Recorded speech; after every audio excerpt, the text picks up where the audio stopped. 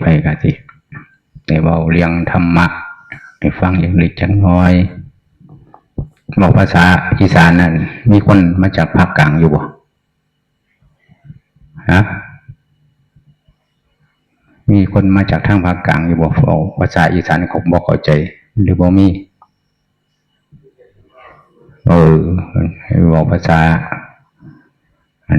ดึกดำบรรพ์นี่แหละเนาะ ขอโอกาสโมคณะผู้บาอาจารย์จากนี้ไปก็จะได้เว้าเรื่องธรรมะของพระพุทธเจ้าให้ฟังบรรยายจักเล็กจักน้อยพอเป็นคติเตือนใจ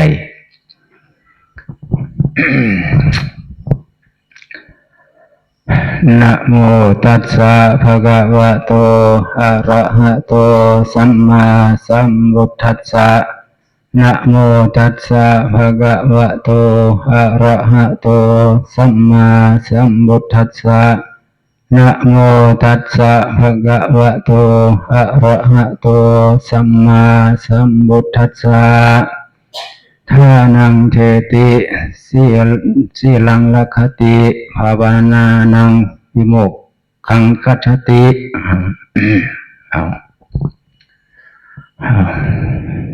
ตั้งใจฟังวันนี้ธรรมะคำสั่งสอนของพระพุทธเจ้ามันเป็นสวากขาตธรรมธรรมที่พระพุทธเจ้าตรัสไว้ดีแล้วชอบแล้วทั้งดีทั้งชอบเมื่อเข้ามานับถือพระพุทธศาสนานับถือคุณพระพุทธเจ้าว่าธรรมประสงค์เป็นสรณะที่พึ่งที่ระลึกที่นับถือเส้นทางของพระพุทธองค์ได้วางไว้ก็มีการให้ทานการรักษาศีลการเจริญเมตตาภาวนาอันนี้คือแนวทางที่ให้เรานำมาประพฤติปฏิบัติเพื่อว่ามันจะได้จิตใจของเราสิได้เจริญสิได้สูงขึ้น ผู้ใดมีโทรศัพท์ยังกับปิดสักวันเด้ออย่าเผาคุยกันหลวงพ่อบ่เบาดิประเทศแต่ละมองนี่มันบ่แม่นว่าสิเฮ็ดได้เลยเด้บางครั้งก็ไปก็ออกประเทศบ่ได้เลยไปบางมองประเทศเขานิมนต์ในเทศก็เว้าไปได้ว่าสิบ่เว้ารุ่นก็เว้าไปได้หลายมันขึ้นกับกระแสของผู้ฟังกระแสจิตของผู้ฟังมันสิดูดหรือว่ามันสิต้านคันมีเสียงสิ่งใดมาต่อต้านปุ๊บนี่มันสิถอยทันทีคันเทศไปมีผู้นั่งฟังแล้วก็ตั้งใจอยู่ตั้งใจฟังนี่มันสิดูดกันมันสิดูดธรรมบ่แม่นว่าครูบาอาจารย์บนเทศมันสิเฮ็ดได้คู่หม่องก็บ่แม่นเด้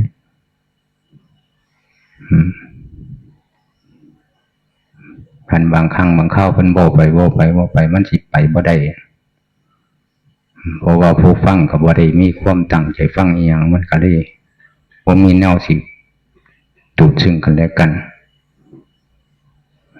ก็จำเป็นก็ต้องหยุดอันนี้คือกันหลวงพ่อไปเว้าธรรมะอยู่ไหนเขานิมนต์ไปให้เว้าหลวงพ่อก็เว้าคันหากว่ามีเสียงหยังมากระทบปั๊บหลวงพ่อสิเศร้าทันที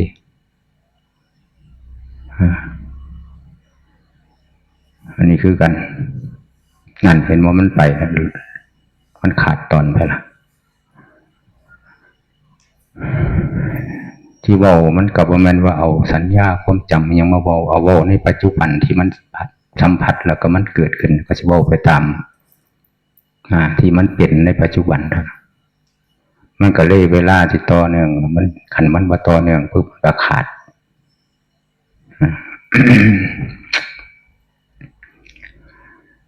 จะได้เริ่มใหม่ใช่ไหม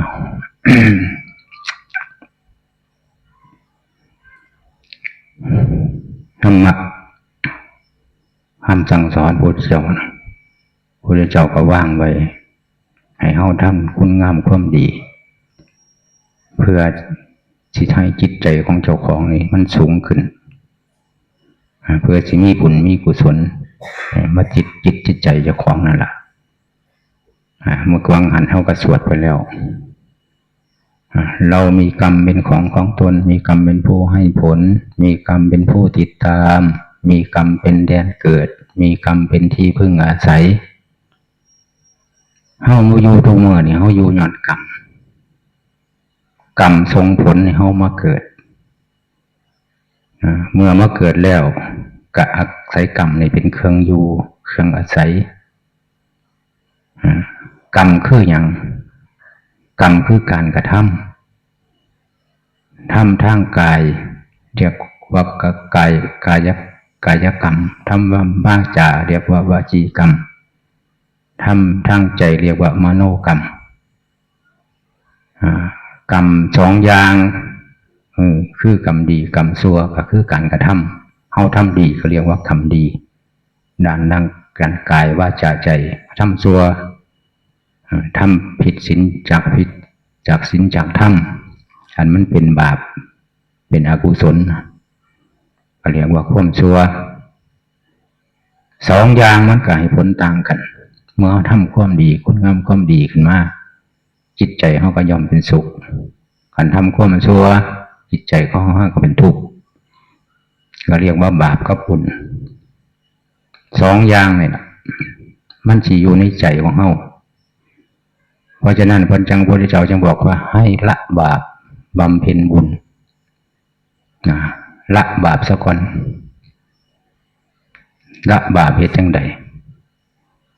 ละบาปก็ให้เฮามายึดมั่นในคุณพุทธเจ้าพระธรรมพระสงฆ์คือเฮาลั่นวาจาก่อนเฮาสิขอศีลหรือเฮ็ดหยังก็ตามพุทธังสรณังคัจฉามิธัมมังสรณังคัจฉามิสังฆังสรณังคัจฉามิ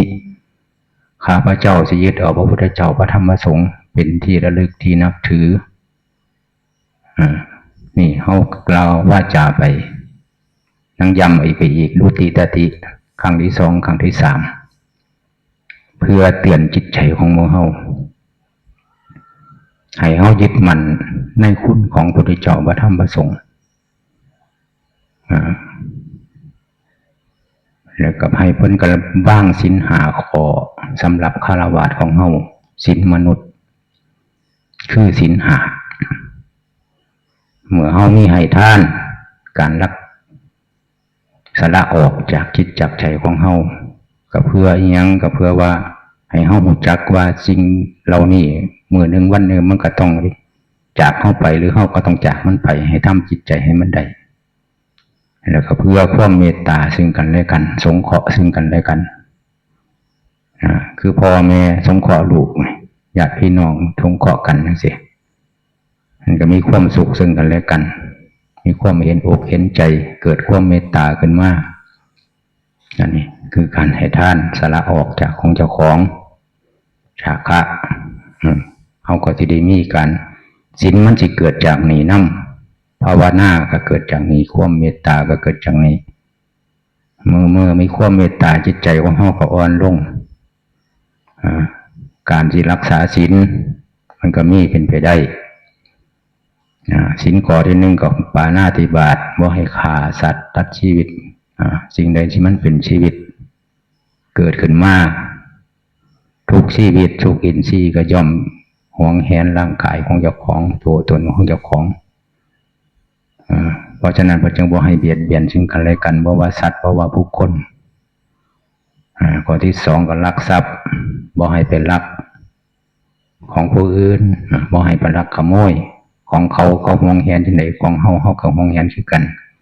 ให้เห็นใจซึ่งกันและกันนี่ข้อที่สามเขาขอกาเมบ่ให้ไปผิดลูกผิดเมียผู้อื่นเมียเขาก็ฮักลูกเขาก็ฮักของเฮาคือกันให้คิดจังสี่ให้คิดว่าเขาก็คือเฮาก็คือเขาอย่าไปเฮ็ดในสิ่งที่มันผิด เนี่ยข้อที่สี่กับมุสาบ่ให้พูดปดมดเพชรบ่ให้ตัวหลอกลวงนี่สิ่งเหล่านี้เป็นข้อบัญญัติของพุทธเจ้าที่บ่ให้เฮาเฮ็ดในสิ่งที่มันเป็นความชั่วข้อที่ห้าคือข้อโซล่าบ่ให้ไปดื่มของดองของเมา ลืมไปแล้วถ้ามันเสียสติสามารถเฮ็ดหยังก็ได้คนเมาคนบ่มีสติเฮ็ดบาปกรรมอันที่มันตกนรกมกใหม่ก็ได้ฆ่าพ่อฆ่าแม่ฆ่าผู้มีพระคุณสามารถเฮ็ดได้เบิดเพราะถ้าศีลทั้งห้าข้อนี่ให้เฮารักษาคนอื่นนะศีลมนุษยธรรมท่านเฮามีศีลทั้งห้าข้อนี่แล้วจังสิเป็นมนุษย์เพิ่นเอิ้นว่ามนุษยธรรมศีลของมนุษย์คันหากว่าเฮาบ่มีศีลทั้งห้าข้อนี่ยังบ่ทันเป็นมนุษย์เที่ยคำว่ามนุษย์บ่ได้หมายถึงว่าร่างกายหมายถึงว่าจิตใจพระเจ้าคำสั่งสอนของพระเจ้าสิเน้นอยู่ที่ใจร่างกายก่อนนี้มันก็เป็นในสภาพภพนี้มีรูปร่างแบบนี้เขาคือเอิ้นมนุษย์กันรูปร่างไปสี่ขาหาขาไปก็เอิ้นว่าสัตว์เดรัจฉานต่างๆไปอันนั้นมันก็เป็นสมมุติแต่ละภพของเขาที่ไปเกิดด้วยกรรมคือว่าว่างั้นแต่ว่าจิตใจดวงนี้ที่มาคล้องนี่เป็นหมายเอาตัวนี้เพราะฉะนั้นเฮารักษาให้มันได้ข้อห้ามทั้งห้าข้อนี้เฮาได้ข้อใดข้อหนึ่งก็เฮ็ดซะก่อนให้รักษาไปจนว่ามันเป็นความเคยชินหมดรักษาศีลนะรักษาตามข้อไปซะก่อนตามที่เพิ่นบัญญัติไว้นี่เฮารักษาไปโดนไปมันสิเป็นความเคยชินเกิดขึ้นภายในจิตบาดนี้จิตใจเฮาก็สิบ่ได้มากกังวลกับการรักษาศีลเด้เพราะว่าความเคยชินเฮ็ดนี่อันนี้เฮาบ่เคยเฮ็ดเฮาก็บ่ได้เฮ็ดไปมันก็บ่ผิดไปแล้วจิตใจเฮาก็บาดนี้มันสิเกิดความละอายขึ้นมาศีลมันความละอายเกิดขึ้นภายในจิตก็บ่สามารถสิไปเฮ็ดล่วงละเมิดทั้งห้าข้อได้จากเฮารักษาจากขิงเป็นข้อขึ้นมานี่เฮารักษาตามข้อของเขาเท่ากันคันรักษาได้ห้าข้อนี่เอิ้นว่ามนุษย์สมบูรณ์มันเอาไปว่านี้มันรักษาต่อเนื่องกันไปมันเกิดความเคยชินของเฮาในจิตในใจแล้วมันจะเกิดความละอายภายในจิตใจขึ้นมาเป็นหิริโอตตัปปะความละอายความเกรงกลัวต่อบาปมันสิมีขึ้นในใจพอมันมีขึ้นในใจปุ๊บเนี่ยเฮาก็บ่จำเป็นต้องมารักษาหาข้อรักษาใจตัวนั้นสินโตหิริโอตตัปปะความละอายเกรงกลัวต่อบาปบ่กล้าทำชั่วขันจิตมันฮอดมองนี้ปุ๊บเนี่ยมันสิเลื่อนขันจากมนุษย์เนี่ยมาเป็นเทวดาที่ว่าในจิตตัวนี้อันนี้ความละอายภายในจิตใจเลยตัวนี้เนี่ยจะเป็นจิตของเทวดาเทวดาอันนี้มันเลื่อนขึ้นโดยที่เฮาประพฤติปฏิบัตินั่นแหละรักษาขึ้นมามันเลื่อนของมันเองการเฮาตั้งใจเฮ็ดตั้งใจทำอันนี้วันไว้จากขันว่าขันเฮามาฝึกนะปฏิบัติภาวนาจิตใจของเราสงบเป็นสมาธิแบบนี้ขันเฮาตายในขณะจิตของเราเป็นสมาธินั่นก็สิเป็นไปสู่พรหมโลกนั่นแหละหากว่าเป็นสมาธิกับจิตใจของเราอยู่ในความเมตตาจะเริ่มเมตตาพรหมวิหารสีมันเกิดขึ้นในจิตในใจอันนี้มันสิเป็นพรหมบาดนี้จิตใจสิเป็นพรหมอันนั้นตายไปก็ไปเกิดอยู่พรหมไปจุติว่าอยู่พรหมจิตวิญญาณตรงนี้มีปีหนึ่งหลวงพ่อมาภาวนาอยู่ทำน้ำจำปาสมัยก่อนตอนทางเนี่ยมันก็ขึ้นว่าท่านมีเด้อยู่วันหน้ากันแท้บันนั่นหลอดตอนทางมันขึ้นไปทางเป็นทางงัวโคเลี่ยงขึ้นไปหลวงพ่อก็มาพักภาวนาอยู่ผู้เดียวอยู่ในธรรมถึงยังมาเศร้าก็ลงมาบิณฑบาตน้ำกับบ่มีน้ำกับอืดส่งน้ำกับบางมือกับเซ็ตตัวน้ำมันบ่มีคืนหนึ่ง นั่งภาวนาอยู่มีปลาขาวมา มากราบลงมาถามปัญหาตั้งแต่พอมาโลกลงมาขันหาหมายถึงยังว่าสันมันมาถามอาจารย์อธิบายฟังหน่อยว่าสันห่วยเขาคอยกับบทไม่ได้หรอว่าคอยบทท่านหนูจักนี่ยังคอยบอกเจ้าบ่ได้หรอกว่านี่แหละเขามาถามปัญหาพี่นะอยากกันมากก็เลยเอามาพิจารณามันหมายความว่าอย่างกับพรหมวิหารสี่การจะเลื่อนพรหมวิหารสี่นั่นแหละอันนั้นเป็นอย่างสี่แล้วหัดภาวนาพันเฮาจิตจังใดหัดภาวนาเป็นว่าภาวนาคือทำให้มันเกิดให้มันมีการภาวนาเนี่ยมันก็หลายวิธีการที่พระพุทธเจ้าบัญญัติไว้กันทั้งว่ากรรมฐาน40ห้องอนุสติ10กสิน10อสุภะ10อย่างร่วมเบิดนั่นแหละนี่คือกรรมฐานที่สิเอามาใส่เพื่อมันสิดึงจิตใจอยู่ในอารมณ์อันใดอันหนึ่งให้มันได้บ่ให้มันเรียนบ่ให้มันวิ่งบ่ให้มันฟุ้งซ่านไปนี่มันจึงให้มากำกับพุทโธเนธัมโมเนลมหายใจเข้าออกอานาปานุสติที่หุ่นว่าไว้ กายคตินสติยังก็ว่าไปหรือจะเอานอกจาก40ที่มันว่างไว้ก็ได้ไม่มีปัญหาแต่ว่าเมื่อเข้ามาภาวนาแล้วแบบนี้อยากให้มันเปลี่ยนไปอยากให้มันสงบมันเดือดร้อนวุ่นวายเพราะต้องการแต่ความสงบแต่ที่จริงแล้วเนี่ยพระพุทธเจ้าท่านบอกไว้ว่าทำอันมีอุปละคุณมี2อย่างที่ท่านบอกไว้สติ1สัมปชัญญะ1นี่ตัวนี้เฮาบ่จะเลื่อนสติแต่ว่าเฮาไปเลื่อนจะเลื่อนจากความสงบมันก็เลยวุ่นวายก็เลยเดือดร้อนตามที่จริงแล้วเนี่ยเพิ่นให้จะเลื่อนสติมันสิสงบว่าสงบหรือมันเป็นหยังก็เพราะสติตัวนี้ล่ะให้เฮารักษาสติประคองสติจะเลื่อนสติให้มันต่อเนื่องเท่านั้นสติความระลึกได้สัมปชัญญะความรู้สึกตัวนี่ธรรมะ2อย่างนี่เป็นธรรมที่มีอุปละคุณมาก2อย่างที่บรรว่าไว้จะเลื่อนตัวนี้แหละให้มันต่อเนื่องส่วนมากมุ่งเข้าจะเวทมันต่อเนื่องที่มันเป็นไปบ่ได้นะสิไปอาศัยแต่เวลาเข้าไปเดินโยกมจังค่อยไปทำความเพียรแล้วก็นั่งภาวนาจังค่อยไปทำความเพียรแต่เวลาออกจากสถานที่เรานั้นแล้วตามรูปแบบแล้วเข้าปล่อยจิตใจล่องลอยไปตามความนึกความคิดความปรุงความแต่งของสัญญาอารมณ์ต่างๆเข้ารักษาสติประคองสติให้มันต่อเนื่องมันก็เลยบ่เป็นไปวะนี่ภาวนาก็ได้เพราะฉะนั้นพระเจ้าจึงเน้นให้เจริญสตินะมันยังวางไว้สติปัฏฐาน4นะที่เพิ่นบอกไว้กายเวทนาจิตธรรมนะให้เอาสติไประลึกอยู่ในกายในเวทนาในจิตในธรรมทั้ง4อย่างที่เพิ่นวางไว้คันผู้ใดเจริญสติปัฏฐาน4นี่เพิ่นก็บอกไว้เต็มที่แล้วเพิ่นบอกไว้เต็มเบิดนะอย่างเร็ว7 มื้อ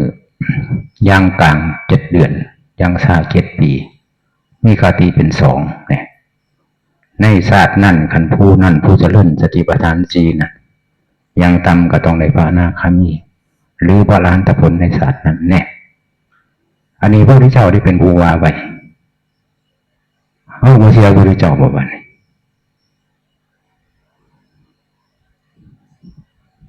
ที่เฮาบ่เปลี่ยนไปก็เพราะว่าเฮาบ่เฮ็ดสติตัวนี้มันต่อเนื่องระลึกในกายเจ้าของสิพิจารณาร่างกายก็บ่พิจารณามันต่อเนื่องจดจ่ออยู่กับร่างกายส่วนในร่างกายอาการ32นี่เบิ่งตามความเป็นจริงของเขา สิเพ่งเบิ่งก็ได้สิพิจารณาแยกแยะเบิ่งก็ได้เบิ่งความสภาพความจริงของเขานะคือประคองสติให้อยู่กับกายบอกง่ายๆซะไปขันเฮาอยู่ลมหายใจก็อยู่กับกายคือเก่าเพราะลมหายใจเป็นส่วนหนึ่งของร่างกายลมหายใจเข้าหายใจออกก็มีสติอยู่กับลมหายใจนะการที่เบิ่งส่วนร่างกายก็ให้มีสติอยู่กับร่างกายตลอดยกเว้นหลับเนี่ยคือว่าสิบอกรักษาบอกคงนั่งสติตัวนี้แล้วลึกอยู่ในร่างกายตัวนี้ให้มันในตอนหนึ่งมันเผลอกระตั้งไม่มันเผลอกระตั้งไม่เผลอกระตั้งไม่คือจะเลื่อนสติตัวนี้ให้มันต่อเนื่องขึ้นไปนะไปเมื่อสงบว่าสงบจะไปปุ่นไหวกับมันสติมันตัวมันใดมันก็สงบตอนใจนะเห็นมันสงบเพราะว่าสติบางนี้มันขาดสติเนี่ยอันนี้ว่าก่อนพูดก่อนทำก่อนคิดนะให้มีสติเนี่ยเน้นแต่สติอย่างเดียวดิว่าได้เน้นอย่างอื่นดิเพราะฉะนั้นเขาจะเลื่อนสติตัวนี้ฝึกสติตัวนี้ให้มันแก่กล้าให้มันต่อเนื่องให้มันได้ต่อไปมันสติมันต่อเนื่องขึ้นมาปุ๊บเนี่ยมันบริสุทธิ์แช่ไปทั้งไหนเพราะว่าควบคุมด้วยสติตัวนี้อยู่ตลอดเวลาจิตใจของเขาคอยสิอ่อนลงดอกการอยู่ในกายมันก็ต้องเที่ยวเบิ้งอยู่ในกายตลอดจริงๆยืนหน้าแยกแยะไปตามสภาพความจริงเบิ้งไปอยู่ในส่วนในกองกายก็แล้วแต่สิเบิ้งบัดก็ได้สิเบิ้งส่วนใดส่วนหนึ่งก็ได้ไม่มีปัญหาให้มันประคองสติระลึกอยู่เบิ้งความจริงของเขาเนี่ยว่าจำเป็นต้องไปอยากเข้าใจเพราะเข้าใจให้เบิ้งความจริงเท่านั้นนะมันอยากหูอยากเห็นอยากให้มันเป็นจังสันทั้งสี่คือผู้ว่าฉันบอกอย่าไปให้จิตใจของเขาไปเดือดร้อนขึ้นมาเบิ้งความจริงของเขาแค่นั้นความจริงของนี่อยู่ไหนให้เบิ้งสภาพความจริงตามความเป็นจริงของเขาแค่นั้นให้หูแล้วเบิ้งมันเป็นสีสันจังในร่างกายเนื้อหนังเอ็นกระดูกยังก็ตามเบิ้งความจริงเป็นอย่างสีอย่างสีอย่างสีเบิ้งความจริงของเขาอยู่นะเพื่อว่ายังเพื่อว่าสร้างสติของให้มันต่อเนื่องกันนอนนั่งรับเขาก็คอยนอนรับก็รับไปตื่นหัวสึกโตขึ้นมากกับมาตั้งสติเบิ้งต่อเบิ้งจะสิไปเรื่อยๆเรื่อยๆเรื่อยๆจนสติมันต่อเนื่องมันจะมีกำลังขึ้นมาเมื่อมีกำลังปุ๊บเนี่ยมันจะไปเฮ็ดในจิตตรงนี้สว่างขึ้นมาคนอื่นมาปลุกจิตให้มันตื่นขึ้นมามันจะเป็นความตั้งมั่นขึ้นภายในของเจ้าของนี่แหละจิตมันก็จะตั้งมั่นขึ้นมาภายในมันจะแสดงโตขึ้นมาเกิดความสว่างขึ้นภายในจิตเจ้าของอันนี้เรียกว่าจิตมันเปิดอนิบัติจิตมันเปิดแล้วจากเขารักษาสติต่อเนื่องขึ้นมานั่นแหละจิตมันจะเปิดขึ้นมาอันนี้หลวงพ่อเป็นตั้งแต่พรรษาที่3จิตมันเปิดจิตมันนั่นขึ้นมาจะเรียกกับคุ้มสีมันสงบหมดละที่เราให้ฟังจักหน่อยมือหนึ่งเอาไปแต่มันก็สงบมากตั้งแต่คุณล่ะตั้งแต่ก่อนเป็นผักขาวก็สงบมาแล้วพรรษาแรกก็หอดสงบถึงหอดอัปปนานะเนี่ยพันมันกระบุญว่าอยากให้มันสงบวันมีมือหนึ่งแต่ว่าสงบสำนันจิตบดินเด็กเวลามันสงบลงไปหอดอัปปนากับรู้อยู่แต่ว่าถอนจากอัปปนาขึ้นมานี่ก็ตัวเด่นของจิตนั้นหายเด็กบริเด่นตลอดวันนี้ก็เลยมือนั่นก็เลยนั่งภาวนาอยู่เมื่อใดฝุ่งวุ่นวายลงไปเดินจงกรมว่าเดินจงกรมก็แล้วฝุ่งให้จังไหนน้อมาสนุกก็เลยถามใจเจ้าของนั่นแหละมึงปุ่งมาแต่ใส ท่านถามแล้วก็สังเกตเบิ่งดิสังเกตว่ามันสิเบาขึ้นมาจากมองใดนะมันก็ได้ตอบว่ามาตอนนี้ท่านก็เลยเอาจับตรงนั้นเป็นเป้าหมายเลยเป้าหมายบอกของมันมันบอกว่มาจากนี่ละท่านนะมันปรุงมาแต่ไสมาตอนนี้ท่านก็ใส่สตินี่แหละบีบเข้าไปเลยของหลวงพ่อดิก่อนมันสิคิดมันสิเปิดนะสิว่าให้ฟังแต่ว่าผู้อื่นบ่รู้จักทำเฮ็ดเราแต่สิเฮ็ดได้อันนี้เป็นวิธีการอันนี้หลวงพ่อก็บ่ได้คิดมาก่อนดอกมันเป็นขึ้นในขณะนั้นที่มันสิต้องเฮ็ดต้องทำนะสิจัดการกันมันเป็นอุบายเป็นวิธีการก็เลยเอาจิตนะเอาสติตัวนี้ล่ะเพ่งจ้องเข้าไปเลยตาที่เฮามื่นออกมื่นเบิ่งนั่นเบิ่งนี่เฮาก็บ่เบิ่งเฮาสิเบิ่งเข้าไปมองหันนะหันกลับขึ้นไปจอยหันแต่วันตามันก็มื่นอยู่ดอกบ่ได้รับเดินโยกมเนาะแต่ว่าความรู้สึกของตาตัวนั้นนะบ่ให้มันออกมากับสายตาที่ออกไปทางนอกนะให้มันกลับขึ้นเข้าไปจ้องเบิ่งหันให้มันรู้อยู่หันจ้องไปจ้องมาจ้องไปจ้องมา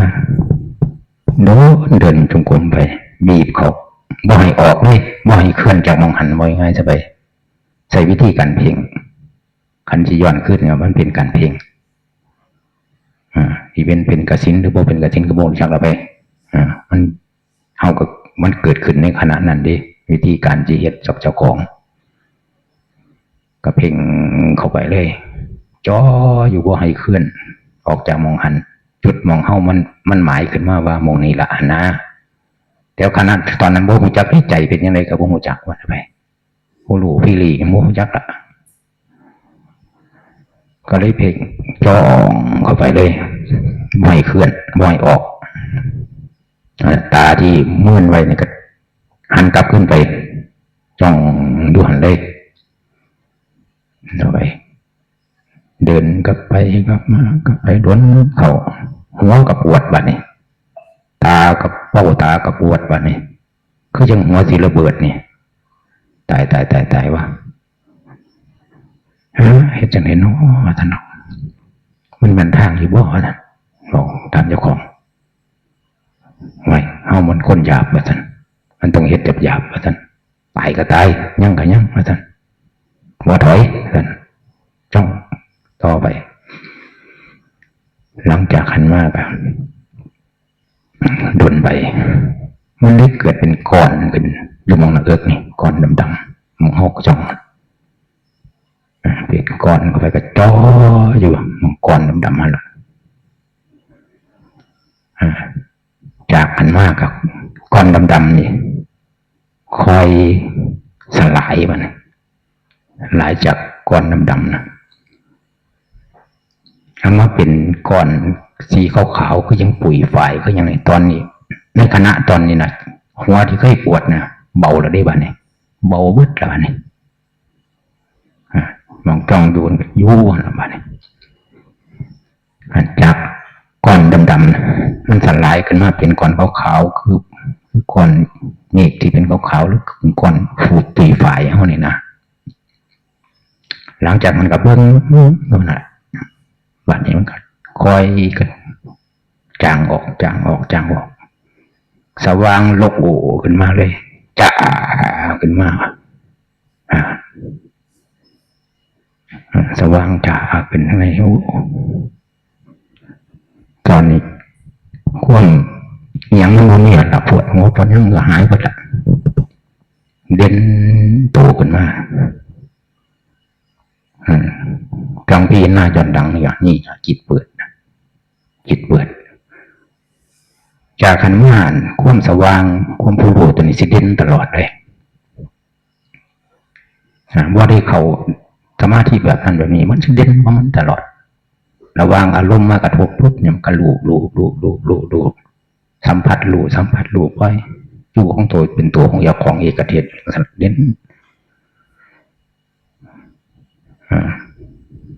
จากขันธ์แล้วก็ออกจากทางจงกรมตอนนั้นมันเป็นเดือนประมาณเดือนกุมภาพันธ์เลยมีหน้านี่แหละ มันใบไม้มันหล่นทั้งภูมันหนาแรงเนาะออกทางกลมก็ย่างขึ้นถึงหลังภูก็ย่างจักมันจะย่างไปยังหลังมันย่างขึ้นไปนะไปพอไปหอดหลังภูปุ๊บเนี่ยมันก็เลี้ยวลงมาทางล่างมันเห็น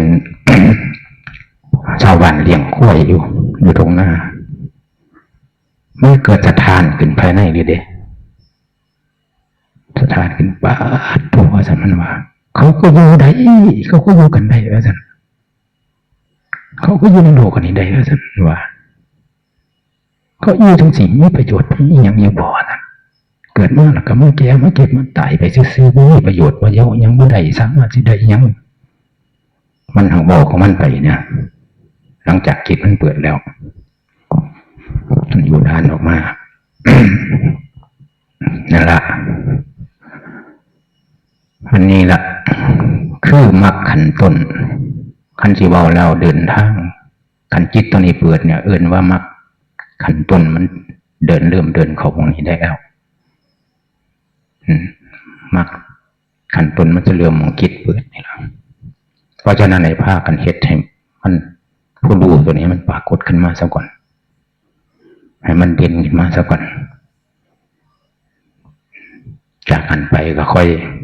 มันจะเป็นไปดอกจากกันมากกับภาวนามาเลยแล้วกับพี่หน้าร่างกายนะเป็นหลัก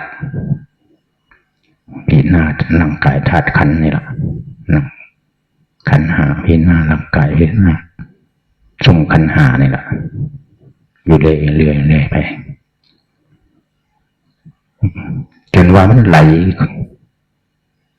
เข้าใจในขันธ์ทั้งหาทั้งสภาพธาตุทั้งสี่และร่างกายนี่ก็ไหลเข้าไปสู่ใจไปรู้มันอยู่ใจมา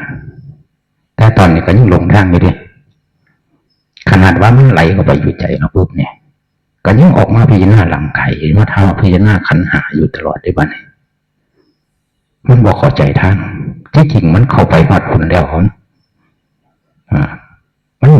นไม่จำเป็นต้องงานนะอันความจริงมันแล้วนะการเข้าคนปฏิบัติมันทอนเป็นอย่างสี่แล้วอย่าออกมาอันนี้หลวงพ่อหลงคิดว่าสิให้มันขาดจากอันจันทีหน้าทั้งนอกไปเลยนะความรู้สึกตอนนั้นนะตอนกำลังเหตุอยู่นะอันนี้คือมันผิดของอย่างวันผิดอยู่หมดเองด้วยความหลงของเจ้าของล่ะบอกเข้าใจนั่นเอาไปก็คือมันไหลเข้าไปมันรับกันหมดแล้วมันไหลเข้าไปอยู่จิตมองเดียวมันก็ยังกลับให้เจ้าของกลับออกมาพิจารณาทั้งนอกอีกอยู่นะก็เห็นเรื่องสิละจนว่ายังมีว่ามันหลงอยู่หลายปีอยู่หลงอยู่มองนี้นะมัน2-3 ปีคนมั้งจากกันไปก็มาอายุพวกมาลงกับหลวงปู่ปีนั้นอันเอาไว้ปีนั้นมันก่อนมันจีเข้าใจที่ทางเดินต่อนะปีนั้นอดนอน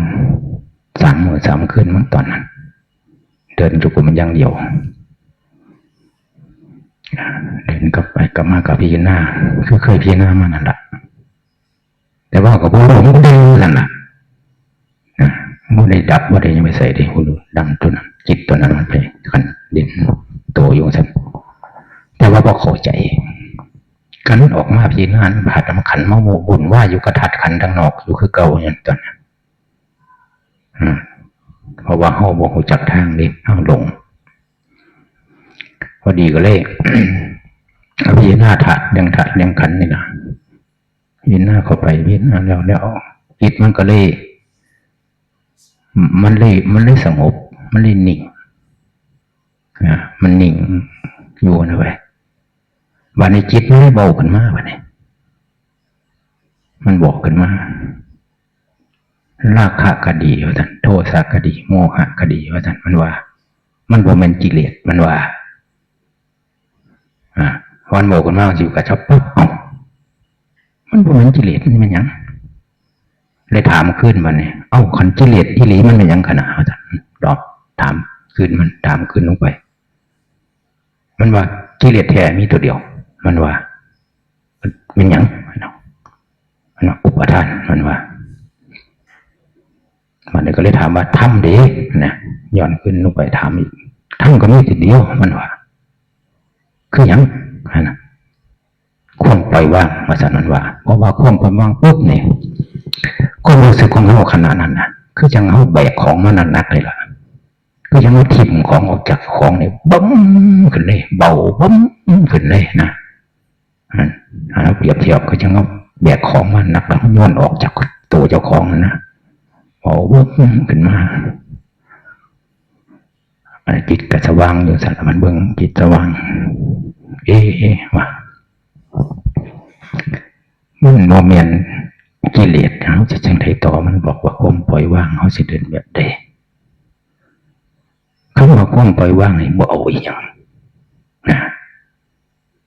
บ่เอาอีหยังมันจะเป็นยังสิเป็นทางสายกลางผู้ใดทำจิตให้เป็นกลางได้ผู้นั้นได้พ้นจากบ่วงของมันนะไปต้องให้เป็นกลางต่อจากนั้นไปก็เบิ้งบัดนี้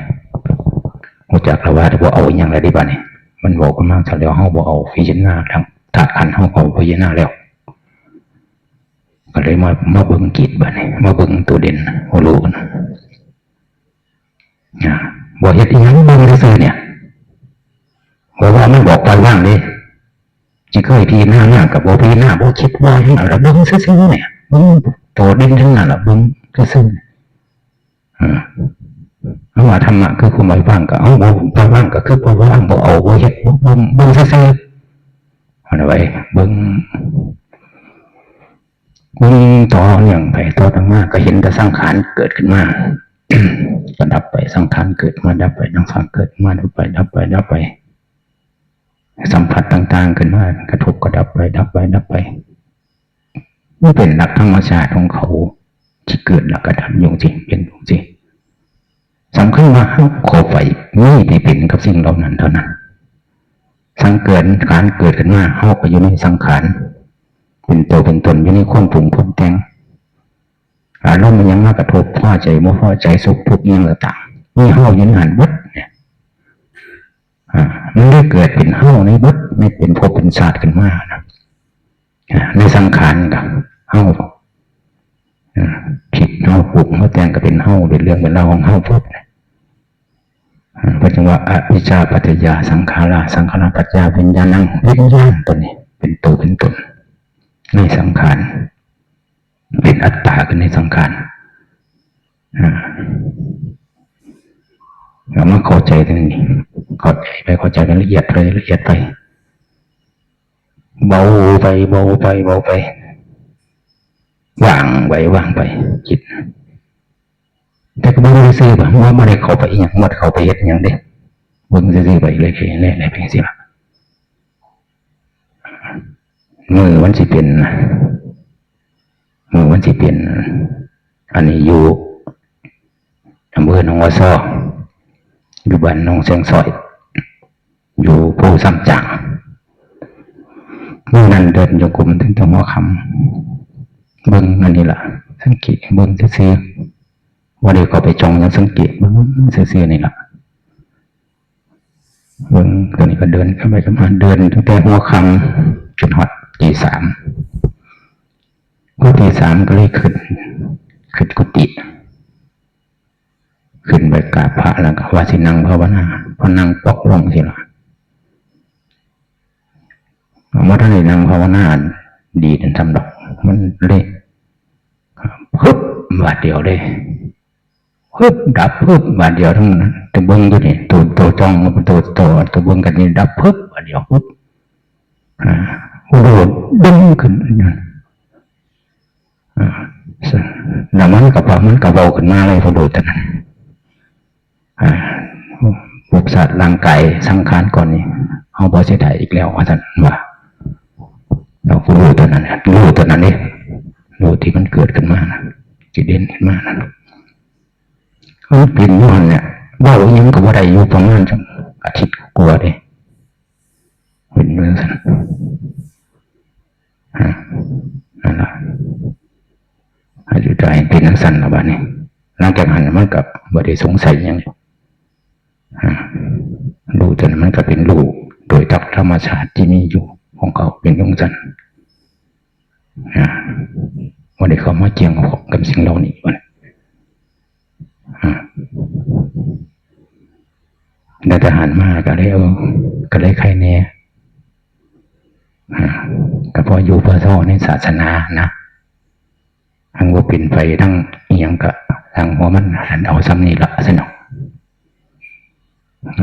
ก็ขออยู่มาได้ยังสิละเราเรียงกันบทปฏิบัติให้ฟังนะไป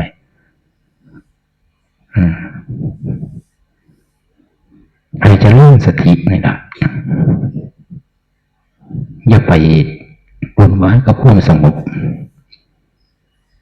เอาสติตัวนี้ให้มันเจริญให้มันต่อเนื่องให้มันได้จิตวิธีใดก็ตามจะเป็นครูบาอาจารย์องค์ใดจิตนั้นวิธีการอะไรก็ตาม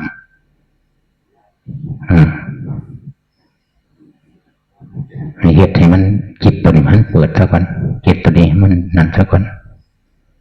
ให้มันเด่นตัวขึ้นมา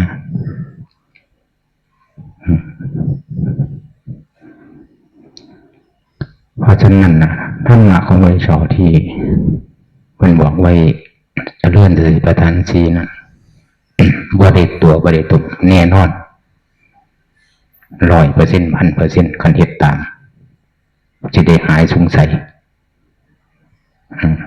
สำหรับผู้ที่ตั้งใจประพฤติปฏิบัติเพื่อประโยชน์ของจิตใจเจ้าของนั่นแหละเพราะฉะนั้นก็ขอให้แนะนำเฮ็ดเป็นได้เบิดเพราะว่าญาติโยมเพราะว่าพระเนรกันตั้งใจเฮ็ดเพราะมันมีกายมีใจคือกันเบิดธรรมะของพระเจ้ามีกายกับใจเท่านั้น